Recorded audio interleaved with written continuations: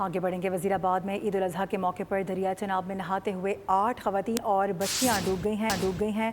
हादसे में ये बताया जा रहा है कि 4 खवातीन मौके पर जाम बहक हो गई हैं, जबकि 4 को जिंदा बचा लिया गया है। रेस्क्यू 1122 के मुताबिक मुतासिरा खानदान ईद उल अजहा के मौके पर दरिया चनाब के किनारे पिकनिक मनाने आया था। हादसा गहरे पानी में जाने के बायस पेश आया। जाम बहक खवातीन में 30 साला हफ्सा, 28 साला समिया, जबकि 10 साला ईमान और 8 साला सीरत शामिल हैं।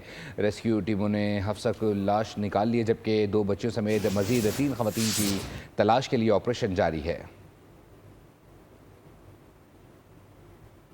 आगे बढ़ेंगे। वजीराबाद में ईद उल अजहा के मौके पर दरिया चनाब में नहाते हुए 8 खवातीन और बच्चियां डूब गई हैं।